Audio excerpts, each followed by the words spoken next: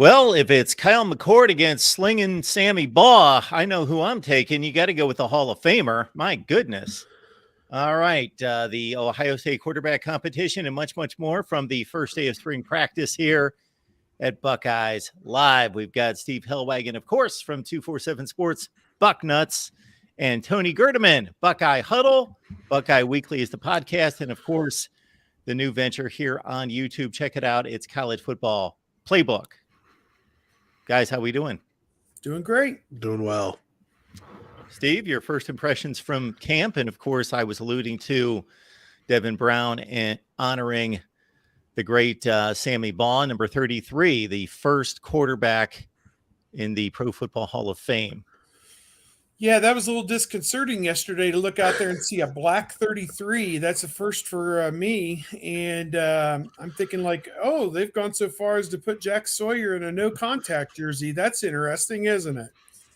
But alas, it was not Jack Sawyer. It was Devin Brown. I looked on my roster, and I didn't see him there at number 15, I think, which is what he wore last year. Of course, they brought in a freshman tight end, Jelani Thurman, who, as I will digress, definitely looks the part at 6'6", 250-some pounds, and he wears number 15 now. I've got a picture of him in my photo gallery I did. He looks good, but Brown wearing number 33, an homage to Sammy Baugh, the first quarterback elected to the Pro Football Hall of Fame back in the 60s, and whatever that means, I don't know, but that's kind of his thing, I guess. Growing up, he wore the number 33. So, bully for him. If that makes him happy, makes him comfortable, and whatever. It was certainly a conversation piece yesterday, but obviously what's most important is who can throw the football and who can make plays for the Ohio State offense, and that's something that Ryan Day and Corey Dennis and Brian Hartline, they're going to get down to brass tacks here over the next 14 practices and figure that out. We couldn't gauge a whole lot yesterday from that just because they were practicing basically in jerseys and helmets, no pads for the first couple of days. And obviously when they get back after spring break next week is when the pads will go on and things will change a little bit. So that's when you'll know a little bit more about who's going to actually play for this team in the fall. But Tony, I saw talent at every position group up and down the line, side to side. Looked like some major upgrades in the secondary, and I'm ready. I saw enough yesterday to say this team looks like it's going to be right back up there again this year. Well, those are the expectations, and the Devin Brown thing is just funny to me because I didn't see it. My cohort Tom or shows me the rosters like, oh, and check out Devin Brown. And you see him wearing 33, and then you go out there, and it's just so bizarre. You look at him, and I'm thinking maybe he's taking this running quarterback thing to the next level by just going with a running back's number. We've seen jerseys in the 20s. Heath Schuler at quarterback. Shea Patterson did it. Devin Gardner was 98 as a school jersey, thing. This would be something entirely new, and it will be something entirely new.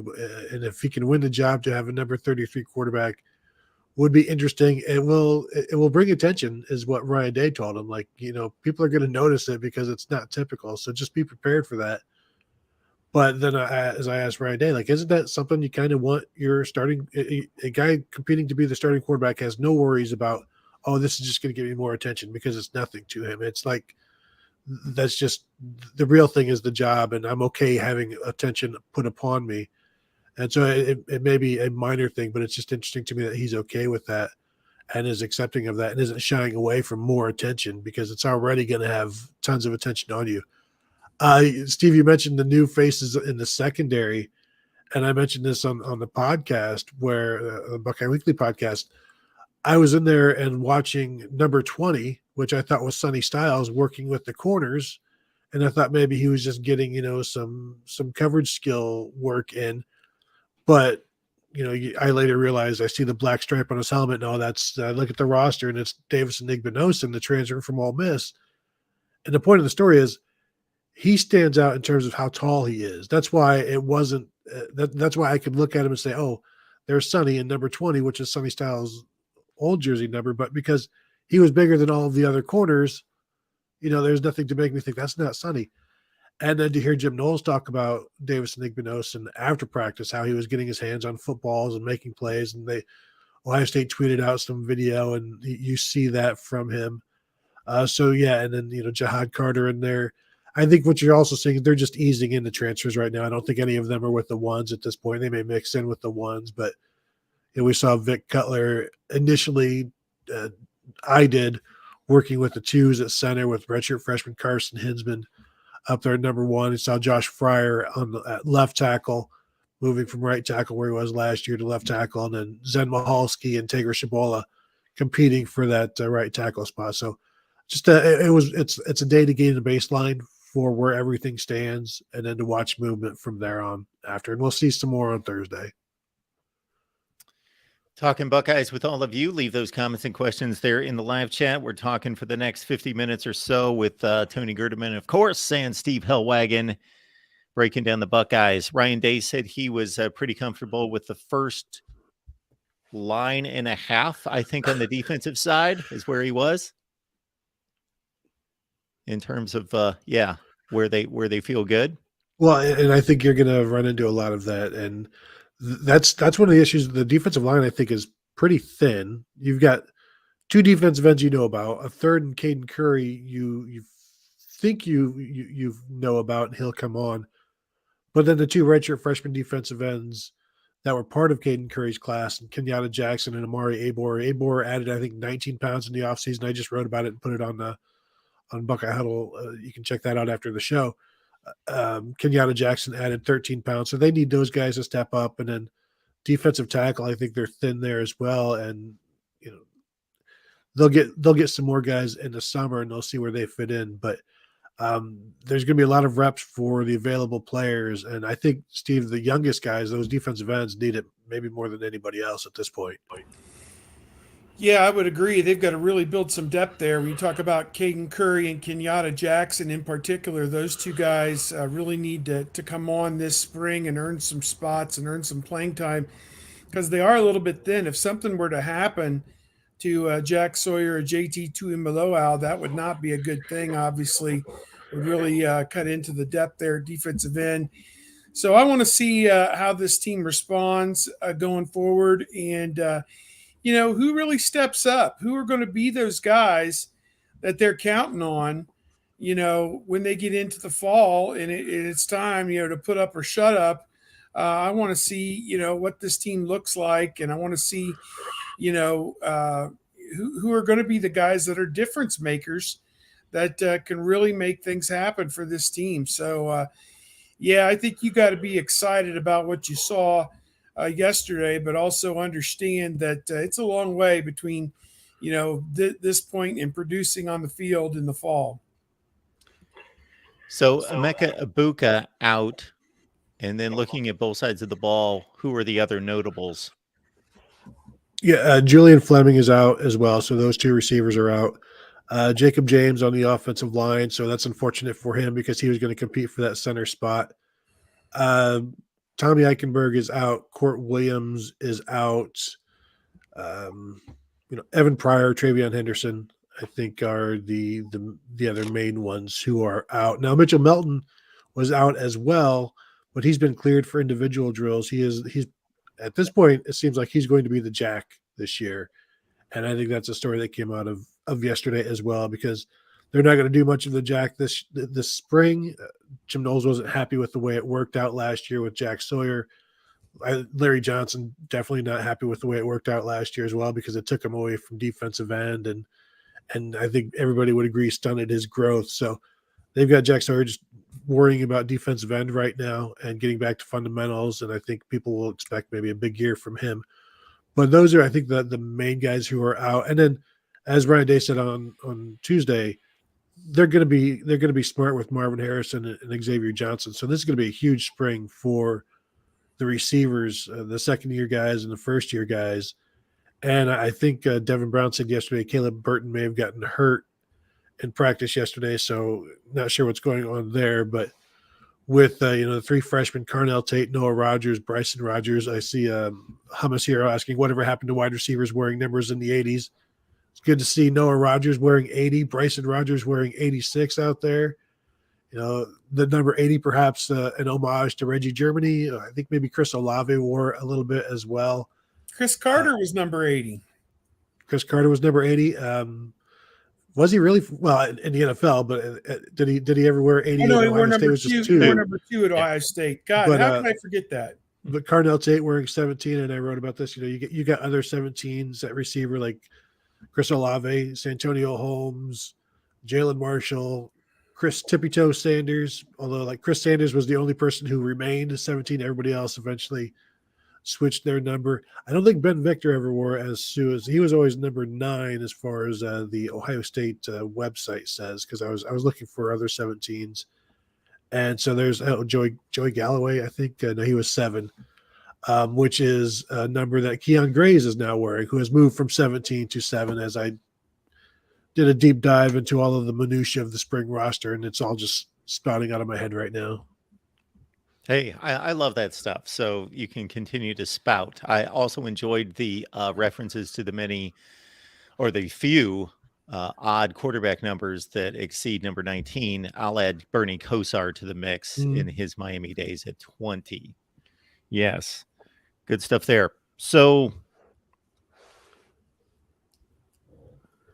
shoot, I had a good follow up there, and it's left my brain. You lost it because of Bernie. It has, yes. Bernie, I can blame Bernie because I wanted to get the Bernie number factor in there.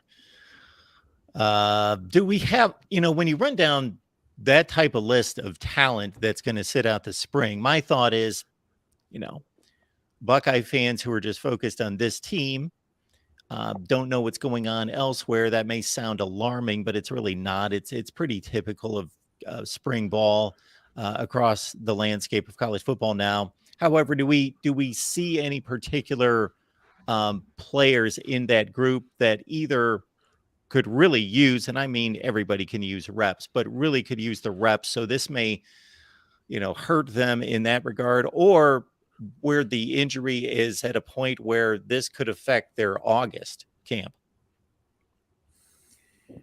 I think Court Williams is a guy that really would have benefited. I think Evan Pryor is a guy who would have benefited, certainly at running back.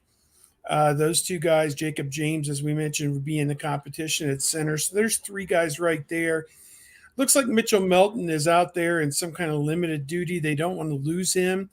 Alluded to that lack of depth at defensive end. Maybe Mitchell Melton is a guy, if he's healthy in the fall, that can help them at defensive end. He was wearing, I think, number 17 in white yesterday. Let's see. Those are probably 3 or 4 off the top of my head. The rest are entrenched guys like Tommy Eichenberg, who's set, Travion Henderson, who's pretty well set. Travion Henderson was out there jogging around a little bit. He had foot surgery, as people will recall, sometime in December or early January, I believe. He had foot surgery and missed the bowl game, and obviously was in and out of the lineup with injuries for a good part of the season. You just hope he's healthy. Coach Day said he's had a tremendous attitude and has attacked his rehab and wanted to even get into the mat drills during the off-season conditioning program, jumped into one of them with a protective boot on his foot, and they had to pull him out of there and say, no, you need to heal, continue to heal. You don't want to risk a setback or an injury. You had surgery on your foot. You need to let it heal to get back to 100%. But he was out there jogging around at least a little bit yesterday. So he is chomping at the bit to get back in there. And again, this is a guy in his contract year. He's got to prove a lot if he wants to be running backs don't typically go maybe high first round, but if he wants to be a first, second round NFL draft pick, he's got to have a great year. And, that's in the cards for him if he's able to get back. So, yeah, kind of a mixed bag on the injury front. And, again, most important thing is get those guys healthy so that you have as much depth as possible. I'm just struck by how many newcomers there were at practice yesterday. You had the Syracuse transfer, Jahad Carter. You had the long snapper there from Arizona State, Furlman. You had the quarterback, Tristan Gebbia, coming in from Oregon State. He's the 3rd string quarterback as of right now, it seems. So, You had a lot of new faces. Victor Cutler. I said this on our show this morning. He was out there and looked like he belonged, no question about it. So I think he's going to help him either at tackle or at center, maybe even at guard. Who knows? So he's a guy that with experience, more experience playing in a college football game than anybody else they've got. So on the offensive line, so give him a shot. So yeah, it's going to be, I think it's going to come together in a good way. I think, but yesterday was day one, 15 practices in the spring, 29 more before the season starts. So what does that add up to? 44 practices before the first game, and they've had one. So long journey ahead for this team. I will say, in the other part of your question, Mark, none of those injuries are expected to go into August. Ryan Day said that, and a lot of these are just cleanups from the season. This is the time. This is the off season still technically. So you get clean. You get a surgery in January after the season. You're still dealing with rehab here in March and April.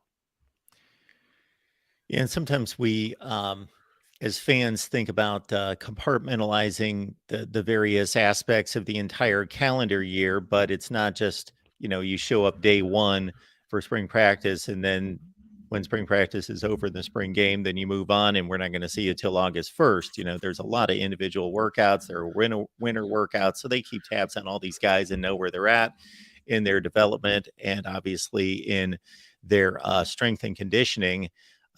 But was Ryan Day, I listened to the majority of the news conference, but was he asked the obligatory, has this group moved on from Georgia? Have they turned the page? Well, was it before the session even started? Jerry Emig, the SID, was like, "Hey, can we kind of just keep the questions to like what's going on here today?" I think he was alluding to didn't want necessarily combine questions, but I think a lot of that was also like, "Can we just leave the Georgia and Michigan out of the picture for now?" So I don't know that really ever came up too much of that stuff because we did talk to him about it. But it did with Jim Knowles. Well, yeah, it's going to. I mean, that's going to be the thing that Jim Knowles has to keep going back to until it's no longer a thing. And it'll be a thing with Jim Knowles until the final two games of Ohio State's 2023 season. Yeah, I mean, so this is going to be with him until then, and every game about it is going to, like the first 10 games, 11 games of the season won't even necessarily matter in terms of the defensive production. But he hopes it doesn't matter. Yeah, right. Exactly. Yes, because if it matters, then you've got another issue. But yeah, it was all just there wasn't much talk about Georgia from Day. This is the first chance to talk to Day about what's going on today, and so that's what we did. Steve Hellwagon's got one foot out the door to take on that Buckeyes basketball assignment against Wisconsin in the Big Ten tournament. Steve, I'm thinking this is the least excited you've been in quite some time to go to the Big Ten tournament. Yeah, it's down there, no question about it. And I've been at every one of the tournaments. This will be the 26th one. One of them was canceled after the games on Wednesday because of COVID. I guess was that 2-3 years ago, I guess in 20, they canceled it. So I didn't make it to that one. Patrick Murphy and I made it like all the way within 40 miles of Indianapolis and got the word and went up the exit on 70, went over the overpass, didn't stop anywhere and got right back on the freeway. And we're trucking back home. I was back in my bed by 3 p.m. So that was all good. I had my mid-afternoon nap. That was no problem. But I've only missed one that they played the whole tournament. And that was the year they played at Madison Square Garden. It was the same week as the NFL Combine. And there were too many Buckeyes going to the Combine that year that I couldn't miss that. So that's the only year I've missed it. And 13th time, I think they're going to have it in Chicago, which the permanent site for this should be Indianapolis. Unfortunately, it's in Chicago, but at least I'm flying up, and win or if they lose, I'll move my flight up and come back the next day or whatever. So all that to look forward to. And our Wisconsin publisher, for whatever it's worth, thinks Ohio State might win this game. So take that all with a grain of salt, I guess. Yeah, it hit me just yesterday. I hadn't thought about it, but that yeah, just about 3 years ago to the day, Sports Center was getting off the air. I was in a control room. We were transitioning to the ACC basketball tournament at noon, and probably 20 minutes to 12, all hell broke loose, and they started canceling games, and they're falling like flies, and tournaments are crumbling, and yes, alternate plans had to be made all day. Yeah, that was Truth. some day. Yeah, no sports. Yeah, I was in Indianapolis for that as well, for that tournament, the Big Ten tournament, the year that everything fell apart. There were, it was the Wednesday of everything, and went and watched the first game, and then I was like, well, I'm getting out of here, and went over to if you're familiar with Indianapolis, the district, and had a couple beers there. The Rudy Gobert news came out. I'm like, oh boy, we're in for some trouble. Went back to my hotel out east, the Hilton over there, or no, the Marriott, I'm sorry, and was sitting there with Pat Forty and a couple of other writers when everything really went down. And we were discussing, is this going to be weeks or months or whatever? Little did we know that we would still, hashtag stick to sports, still be feeling the effects here a couple years down the road. For sure. Kevin Noon, Big Me Kickoff Podcast, Buckeye Huddle. Catch him right there. Well, we pretty much hit on day one, Kevin.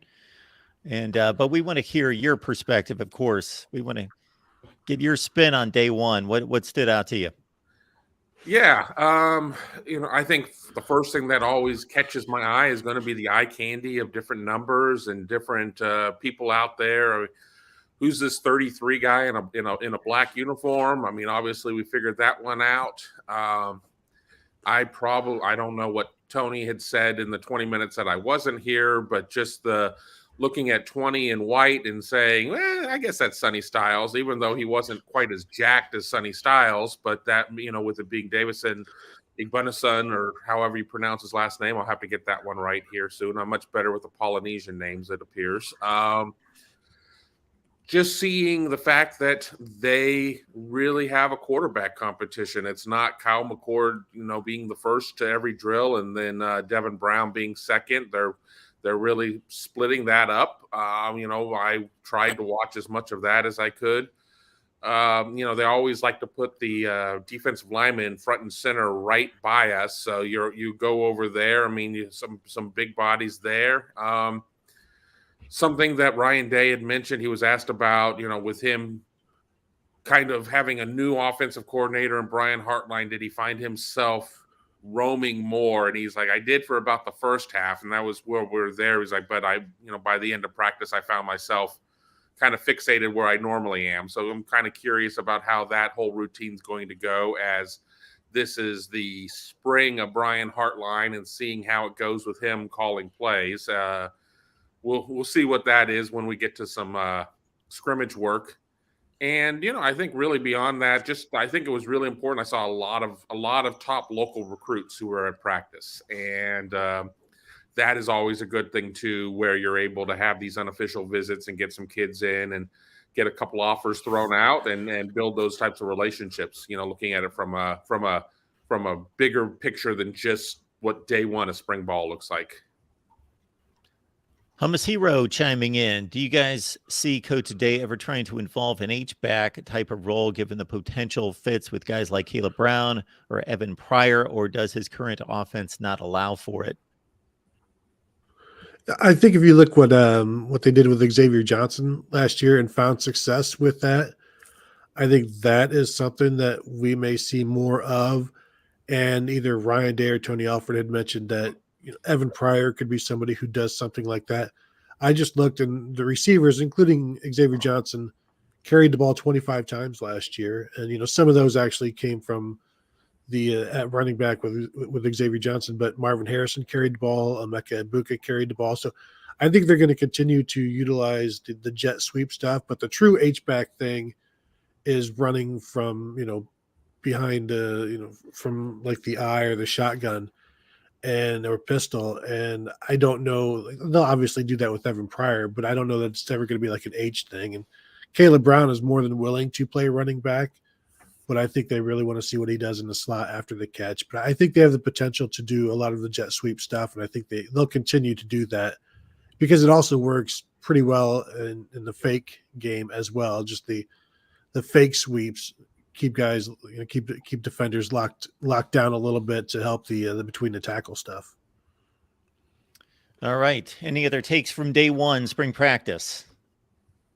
As Steve let us know that 44 more of these to go. So let's not overreact to the beginning of spring practice. I did ask Jim Knowles if he, who was going to be the starter, who he thought he should be the starter, but he declined to answer that question. Well, I got to say that regardless of how McCord or Brown or Sling and Sammy Ball look during spring practice, the bar is pretty high. And I think we got reacquainted with how high that bar is when we saw CJ Stroud throw in Indianapolis. My goodness. I think it's even for non-scouts and coaches to see how smooth he is, how he was practically born to throw a football. And then beyond that, a lot of the analysts said the same thing, that even went out to say to the point, hey, this is the best I've ever seen in regards to a NFL combine workout, throwing the ball downfield. Yeah, and you're still going to have a lot of guys that are going to, in terms of the national mock drafts and whatnot, who still will have Stroud third or fourth on their board at quarterback, which is kind of amazing. Or the people who will be like, yeah, but look at what Anthony Richardson did at 244 pounds and et cetera, et cetera. And of course, Bryce Young did not throw, but I don't know if I would want to throw in that same session with CJ Stroud because it was impressive. And I'm looking forward to Ohio State's Pro Day when we're all put in one little corner of the Woody, and he has this full script of throws that is not necessarily, okay, now you're going to do a three-step drop, and there's going to be, the receiver's going to run a 6-yard curl or something. I mean, where he's going to be able to really get out there and show what he's capable of doing and throw to receivers that he's very familiar with. But his passing session was fantastic. I remember one ball that I was like, that probably wasn't exactly where he wanted it to be. I mean, there were a couple of drops out there, but when you look at what Stroud was doing in that type of setting, with all of the pressure, with all of the buzz that I'm sure he was hearing about Richardson and certainly Will Levis, the Kentucky quarterback, former Penn State quarterback, trying to gather some of that momentum as well. I mean, he performed just so well. I think that Ohio State fans are. It's going to still take a minute for people to really figure out where to put him in terms of the history books. But I think as we get a little further away from his Ohio State career, people are going to really realize that they had something special. Yeah, he was outstanding, I think, at the combine. He answered a lot of questions, made every throw, and will probably do that good or that well and or better at the Ohio State Pro Day. It was kind of an epidemic, all the Ohio State guys waiting to run and some of them to work out at the Ohio State Pro Day. So they put a lot of pressure on that day. 2 weeks from today, March 22nd, I'm sure there'll be a lot of national coverage there for CJ Stroud and Jackson Smith, the Jigba, Paris Johnson, and everybody else that's on the field for the Buckeyes that day. It will be interesting to see because in terms of who's running routes for CJ Stroud there, Mecca and Julian Fleming are out this spring, so maybe those two guys, but you get to throw to Jackson Smith and Jigba, and Marvin Harrison, I'm going to assume, will be part of that as well, and see if any of these other young guys can get in there. I do think, as you guys are talking, it maybe was a brilliant move by Bryce Young to not throw and to not do, I guess, really anything, because you're not going to throw better than CJ Stroud in that setting, and you're not going to out-athlete Anthony Richardson in that. So the best thing you could do is just stand pat and just let people continue to think that you are the number one quarterback, because you haven't disproven it by not being better than the other guys there. So you just stick with the film and you don't lump yourself in with what CJ Stroud is doing, what Anthony Richardson is doing, and nobody cares what Will Levis is doing. But so you just continue to keep this air about you that you are that guy, and the thing is, like, he's a combination of both of those guys anyways. He's just a compact, smaller, incredible thrower, elite runner, athletic, and can get out of all kinds of trouble, but he's not going to jump like Anthony Richardson. He's 40 pounds lighter than Richardson. He's not going to be as accurate as CJ Stroud, probably. And so it's just best to what's the Abraham Lincoln thing, keep your mouth shut so people don't know you're an idiot, something to that effect. Rather than open your mouth and erase all doubt. Erase all doubt. So I think that's what he did. Well, you know how hard it would have been for Bryce Young to go out there and go through drills as he was sitting there having to stand on phone books to try and convince everybody he was 5'10". I mean, CJ Stroud isn't necessarily as big as Anthony Richardson, but I don't know if I would want to be out there being, really sized up against those guys. And okay, great. Everybody's like, well, he's the same measurements as Kyler Murray. Well, after a year and a half of Kyler Murray, his stock went down quicker than Enron. So, I'm not so sure that's the comp I want.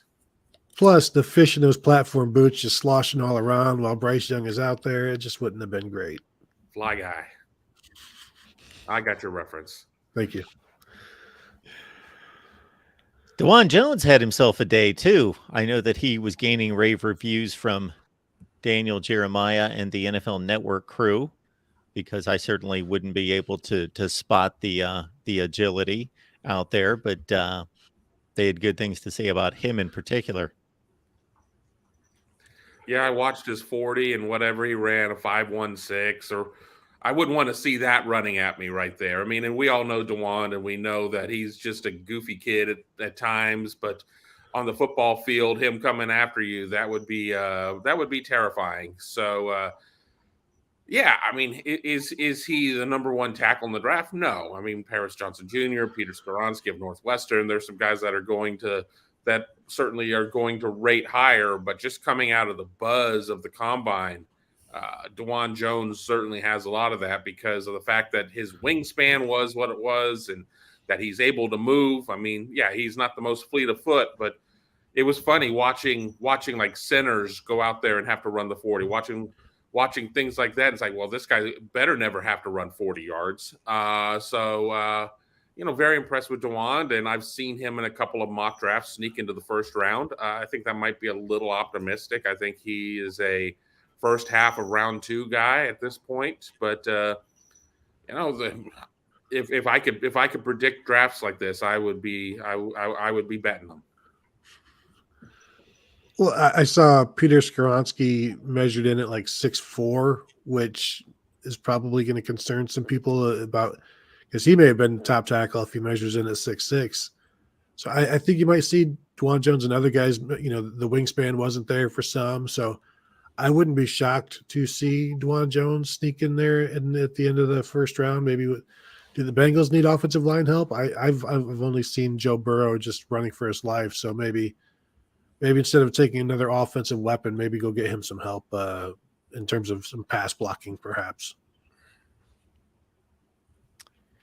All right, folks, we talk Buckeyes football with all of you each and every Wednesday, typically Wednesday. That's why you subscribe and hit that bell for the notifications to know when we go live, because sometimes the schedule changes. Sometimes Steve has to go to a basketball tournament. So there we go. We're here at 10 a.m. Eastern with all of you and talking Buckeyes. So moving on to a conversation that's drifted into the SEC. The ACC's already figured out their scheduling format going forward. I was amused by Nick Saban's comments about their 3 proposed opponents, common permanent opponents year to year, because the SEC is working through that right now. The conference has doled out the 3 opponents to each school. Now the ADs and the administrations vet that out, and they're going to figure that out here in the next few months and try to get a consensus. And when presented with LSU, Tennessee, and Auburn, Nick Saban made some kind of comment like, I don't know who makes these decisions and how they come up with that, which those three are probably the most obvious of almost any school in the country of what three opponents you would get. So as we move this on to the Big Ten. Yeah, they played those three schools every year since the 40s, probably. Yeah, so. they are the two for sure, Tennessee and Auburn. Those are legitimate rivals. And certainly, yes, LSU, Alabama attached at the hip in the SEC Western Division and one of the biggest TV rating draws every year. That's obvious. Moving to the Big Ten and Ohio State, if that 3-6-6 model becomes the thing, which it apparently will be, Steve, we'll start with you in regards to what do you think should be the lineup for the Buckeyes? Well, Michigan obviously would be 1. I think Penn State would be 2. And 3, I don't really have a strong feeling. Illinois was a school that they played every year, one way or the other, up through about 10 or 15 years ago when they kind of went away from that. And probably as they added Nebraska and then Maryland and Rutgers, it became harder to maintain. Plus, they were in the other division eventually. So I think the first 2 are obvious. The third one could be literally anybody. And I can't think it would be USC. That would just be, God, you'd be going out there every other year. Good God, you don't want that. The most you want to go to the West Coast in this thing is like twice in a 4-year period, not on a 3 in a 4-year period or something like that. So, yeah, I don't know. I'm ambivalent about the third one. Kevin, what's your take? Well, Michigan is obvious. I'm not sold on Penn State. Penn State views Ohio State as its rival. Ohio State does not view Penn State as its rival. Obviously, it is the second largest television draw of conference games in the Big Ten, only behind Ohio State and Michigan. But if I'm trying to maximize my television dollars, why not USC? Why not? If you're going to sit there and forego the yearly Ohio State Penn State game, you have to have another game that is going to be a huge draw. Steve mentions, you don't want to go out there that much. Well, somebody's got to. And if we don't see a situation of where Oregon and Washington or whatever happens and we create a true Western pod of the Big Ten and they are each other's rivals, granted, if you go up from a 16-team league to 18 or 20, what does the math turn into at that point? So I'll say Michigan, USC. Ohio State only has 1 trophy game, and it's for that big wooden turtle. So let's throw Illinois in there. And I don't particularly like the thought of every other year trip to Champaign. It's kind of a boring trip. we do get to go eat at Beef House right on the Indiana-Illinois state line, which is a good thing. The I&I Club right there. Salad bar, as opposed to, they've really they're still talking about COVID and changing the world order. You still don't get to go to the salad bar there, which is disappointing. But yeah, Michigan, USC, and Illinois for me. Yeah, I've done this several times, and I don't think Ohio State needs to stick with Penn State, but I think they will. And I think if you're adding, I don't see the Big Ten adding UCLA and USC and not putting one of those 2 with Ohio State and probably the other with Michigan. It makes too much television sense, and you'd be leaving something on the table if you didn't do that. And that's completely unfair to Ohio State to have to play those 3 programs. But moving to a 12-team playoff, there. And in the final rankings last year, before the playoffs, before like the final regular season rankings last year, of the top 12, there were 5 2-loss teams and 2 3-loss teams. So Ohio State could conceivably go 1-2 in those games and have a 2-loss season, be 10-2, and then whatever else happens after that, and still make the playoffs. So yeah, that's going to be a very difficult schedule, but it doesn't necessarily keep them out of the playoffs because those losses would be good losses, assuming those teams are in the playoffs. And and any win that Ohio State gets over those programs, obviously, it's going to be beneficial. It is a lot. We say it's a lot, but it really, if you look at the programs, Ohio State, Michigan, Penn State, USC, I think the people who live in reality will see that there's only really one national title contender, and that's USC. The others are, like, I see you raise your eyebrow. Michigan is not a national title contender. They will never win a national title with Jim Harbaugh. They can go so far, and they don't have the overall skill and depth to and dynamic playmaking to go beyond that. USC, I think, will have enough playmakers to do that. Will they ever have the defense? I think eventually they will, but how much defense? You just need to be able to win a game 50-45, basically. So, USC will eventually even have a defense at some point, maybe. Penn State will always just, be, a thorn in the shoe type of thing where now it's stuck in the sock and you're not looking, and then, you drive off a cliff and you've now lost at Penn State. So it would be a tough ask because those are all probably any given year in the top 10. But really, USC is perhaps the only title contender of those three. I don't disagree with you. I just think that's a bold statement. I don't necessarily completely agree with you, but I do think that there's a straight correlation between recruiting rankings and college football playoff winners, and Michigan's not recruiting at the level that they need to win a national championship. I will say Michigan has a better chance perhaps in a 12 team because other teams could perhaps knock off the teams that they would never be able to. So I still don't see it happening, but they'd have a better chance if somebody beats Georgia or Alabama for them, like in Ohio State, and then they face Ohio State in the finals, and we know what can happen there. I will also say Ohio State going out every other year to California, I don't know if they would hate that I think they wouldn't mind that for recruiting purposes, but then you still have to go play the game. And if the Pac-12 can't pull together a deal that is attractive and sufficient for a number of schools, we'll see what the plight of that league is, of course. I don't and even know if Stanford and attractive Cal is come in along. play. I think it's just they have to pull something that's not insulting. I mean, Apple TV, Ion TV. I mean, WeTV. I think that they could be less visible than Pac-12 Network, and they're well on their way. WB. Exactly. I mean, hell, put them on MTV. MTV doesn't air any music to begin with. MTV2. So put them on there between a special edition of the Jersey Shore Family Reunion and 16 and Pregnant or whatever that show's called. I mean, it's, oh my God, the Pac-12 that's the Big Ten. is in. They're on the table right now and they're coding. That's where you, Sue, as a Dr. El Suzabo.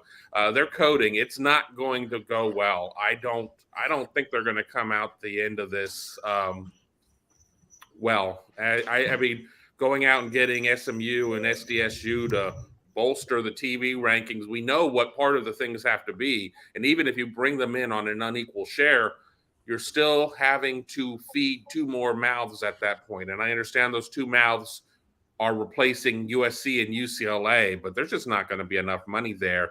And Oregon and Washington think way too highly of themselves, as they should, to be getting pennies on the dollar compared to other programs. And Uncle Phil can write as many checks as he wants to. It's not going to matter at the end of the day when that yearly income is not there from the media rights deal.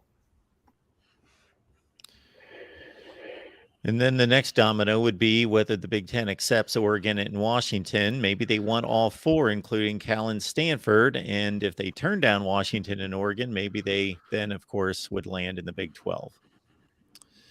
But obviously the preference for Oregon and Washington is the Big Ten. I still want to see the Big Ten go south. Go grab a Georgia too. Tech or something like that. But the ACC grant of rights is insurmountable at this point. I don't know. UNC is now on board with what Florida State and Clemson are selling, and they're talking about the necessity for unequal distributions. And we've got three teams now They need five more to say, to hell with this.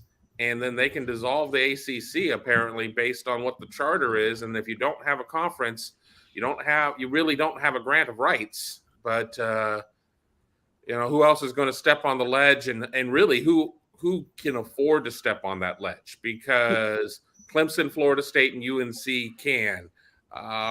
Not so sure an NC State or a Virginia Tech or some of these other schools or Wake Forest can go and do that alone, because, okay, the ACC is gone, as I have animals fighting in the background as usual. The ACC is gone. Now where are you going to land? So don't try to mute Kevin. What is what's the number that needs to want to renegotiate this?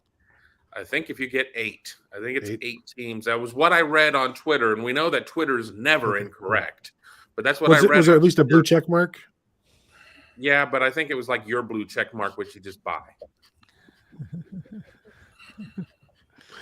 That's hurtful. I do, because the money thing here, like,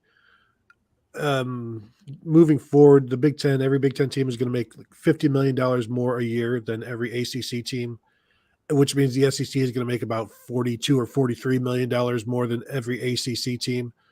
So the Clemson, the Florida State, North Carolina, Duke probably thinks of themselves as more that they should be getting more. Georgia Tech, like other programs, could see this as an opportunity to, even if it's just they're not even wanting to negotiate with the ACC. This is an opportunity to get out. So they will just all, if they can get 8 teams now, then you could see a Georgia Tech go to the Big Ten. Then you could see Clemson and Florida State go to the SEC. And the ACC at this point, because they're locked in until 2036 at like $17 million a year per program. And the Mountain West is probably going to have a better deal than that by 2032, because they're going to have, whatever the left of the Pac-12. And, it's just a non-competitive number. And you've got programs in that conference that want to compete. So maybe the Virginia Techs and the Louisvilles have to be like, okay, we will give you more, but it's still going to be, half of what the Big Ten is getting, half of what the SEC is getting. And can those schools even afford to do that? Can Louisville afford to give up more? Sure, they've only been in the ACC for how many years, but that's a lot to ask of the programs who are, $17 million is a lot to them. And so now they have to, now they only get 11, something like that. Giving a bigger piece of a smaller pie is all well and good, but it's not necessarily going to be that attractive to the ones warranting those bigger pieces. And then you're exactly right. If you're giving up, if you're going to take a 3/4 share instead of a full share, you're going to take a 2/3 share instead of a full share, then what are you going to do? So, this situation is still very much real of what can happen with all of these conferences. And, I'm here for it. I talked to some people at the Combine who are certainly of the mindset that things could be happening here in the near term. And the near term doesn't mean, days or weeks, but I've even seen one of the national guys who talks exclusively about expansion saying that by the end of March, we could see movement. Steve, appreciate you being here as always. And, taking your stay at home to the last second so you could be on our show and enjoy the Big Ten tournament or one All game. right, guys. Sounds good. Take care. Thanks, Steve. Bring it home on Sunday, Steve. All right. We'll do our best. We'll be going to Boise next week for the tournament. So there you go. Hey, that was a good trip. I mean, I having gone to Boise to cover the team a few years ago, that was a good trip, a sneaky good trip. Well, I'm hoping I get something like that. We'll see y'all later. Thanks, Steve. See ya. All right. Kevin says Boise should join the Pac-12. That would be a good thing for the Pac-12, maybe. Good trips for Pac-12 media to Boise. Former Big East member, Boise State. Some really good breweries there, and I had amazing pizza. I mean, who would have thought that you'd go to Boise, Idaho for great pizza? But I had great pizza, and right across the street from our hotel was a Sizzler. And I wanted to go so bad for nostalgia purposes, but never made it to Sizzler.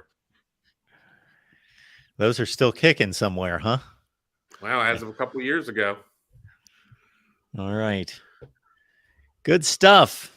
Appreciate you guys. Tony, let folks know where they can find you.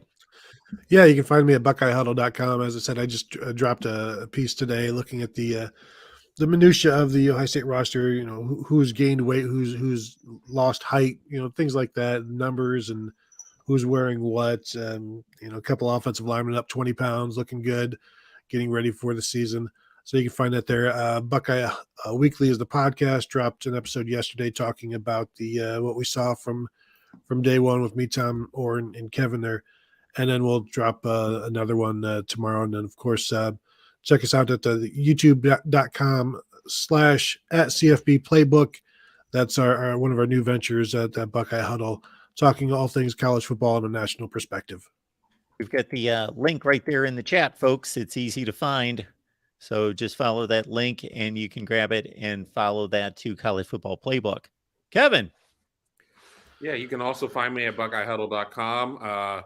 Loaded a bunch of videos on CFB Playbook for the Combine from everybody who doesn't go to Ohio State, with that being more of a national channel. As for what I'm doing at Huddle, I wrote a story yesterday, just kind of a top-down view of the quarterback battle between Devin Brown and Kyle McCord. I helped build a roster for Buckeye Huddle just so we had something there that people could refer to. When it comes to the Big Me Kickoff, I've been traveling a lot, so it's been difficult to find time to record, but I have a feeling that I'll be doing something in the next day or two over on that front. And I think today I probably will be writing, as I'm kind of telling this to Tony so he can know what I'm writing today, some sort of Devin Brown feature to be determined, but that looks like it's on my calendar for the day. Okay, I'll just send you my rough draft that I already wrote, and then you can fill it out. All right, did I say that? I meant No, I'm that just kidding. I'll I'm write a kidding. Kyle McCord one then. How about that? Since Tony didn't put up the stop sign and tell me to stop at third base, I'll write something Devin Brown today. All right, Devin Brown, everyone, number 33. And check it out, either from Kevin or Tony, or a combination effort. It might just be a staff headline. We'll see. All right, folks, you know what the deal is. We're here every week without fail, but we don't know exactly when that's going to be. Typically Wednesday at 11 a.m. Eastern time, but please subscribe and follow that notifications bell to know when we go live. Tony, appreciate it. Kevin, appreciate you being here and making this happen every week. See you next week. That's it.